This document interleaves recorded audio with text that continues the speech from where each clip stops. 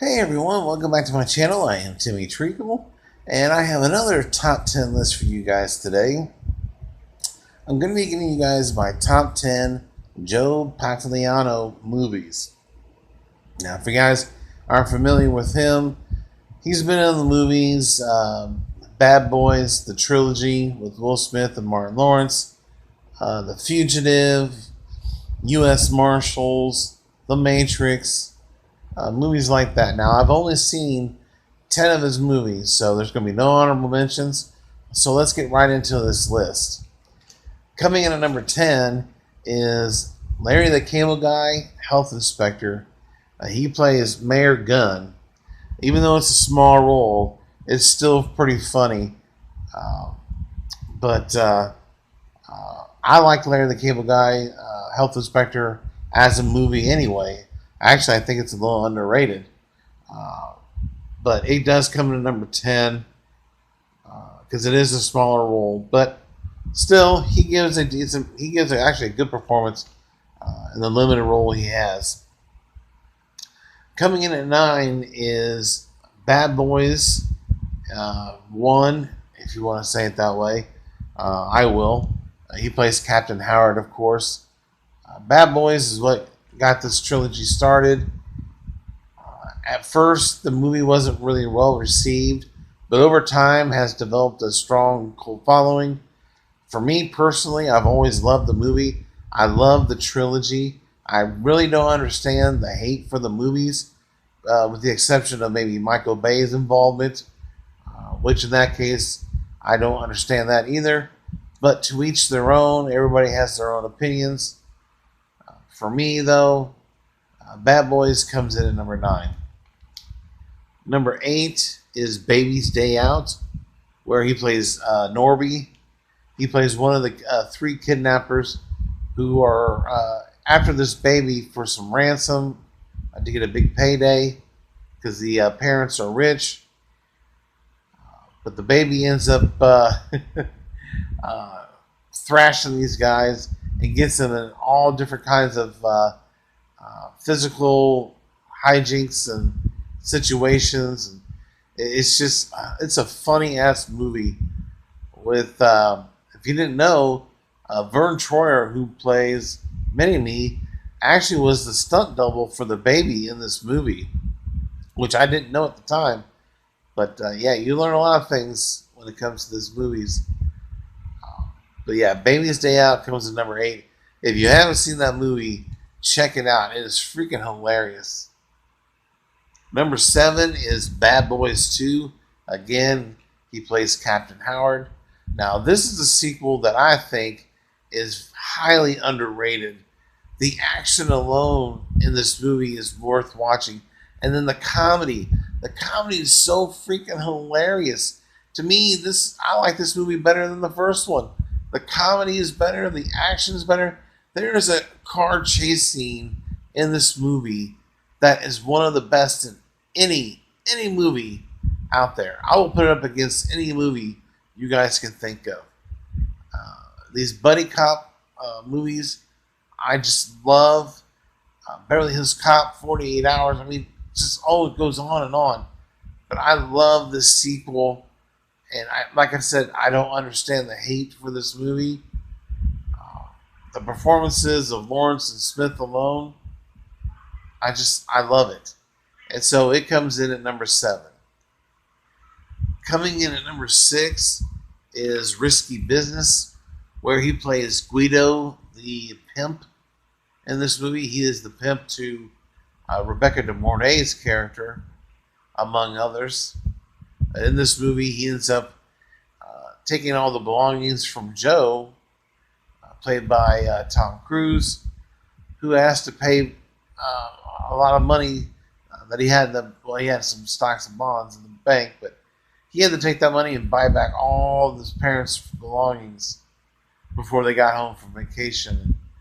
Risky Business is one of the best movies of the 1980s. And to me, it's one of Tom Cruise's top 10, in my opinion. Joe Pantoliano, I love that he plays Guido, the killer pimp, according to Curtis Armstrong.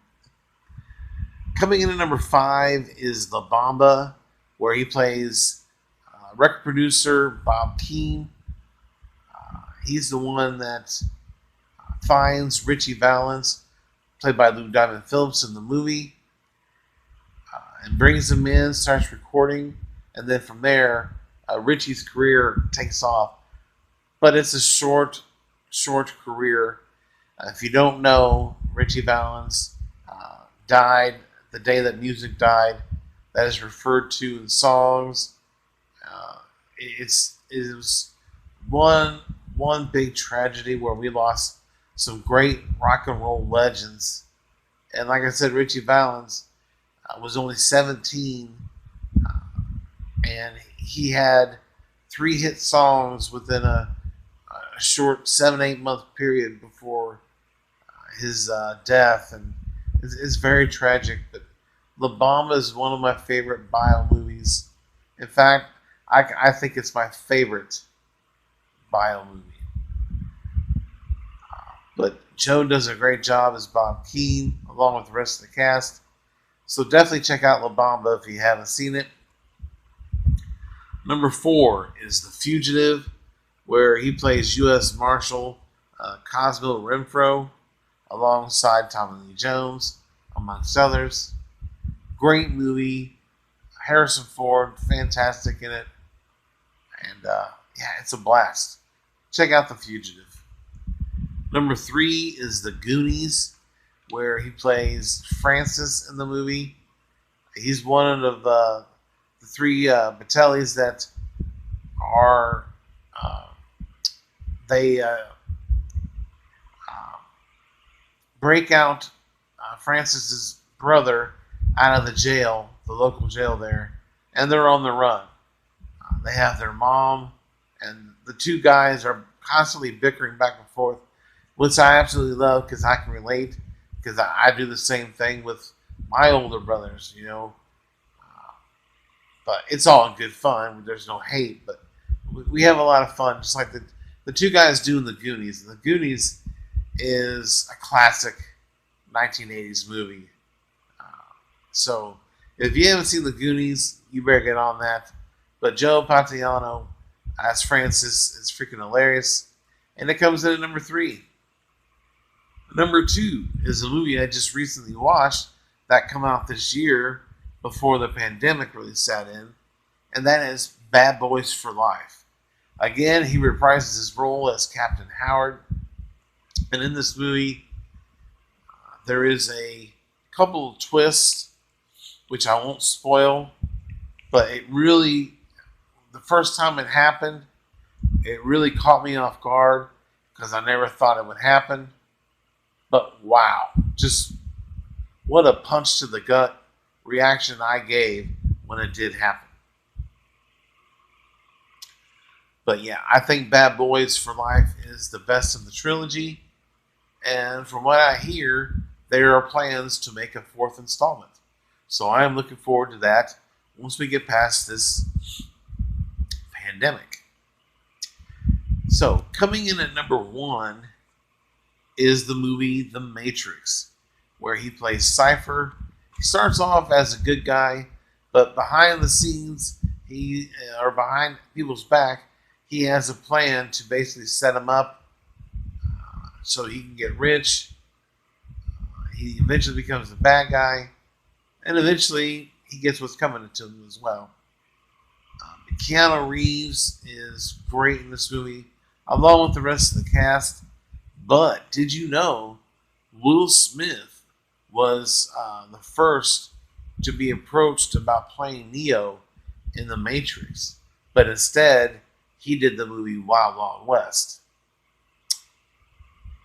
Will, what were you thinking?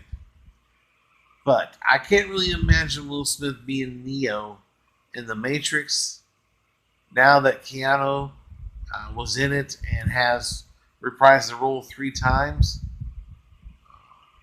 But it really would have been different. I know that for sure. And I love Will Smith, but I think they made the right choice. So there you have it. Those are my top 10 Joe Pantoliano movies. In the comment section below, Did you agree with my list? Did you not agree with it? Let me know. And as always, if you're new to the channel, don't forget to hit that subscribe button, click that notification bell, and if you like this top 10 video, hit that like button. And if you have your own list of favorite performances or movies by Joe Pantoliano, leave them in the comment section below. I would love to hear some feedback from you guys. But other than that, I thank you for watching and check you later.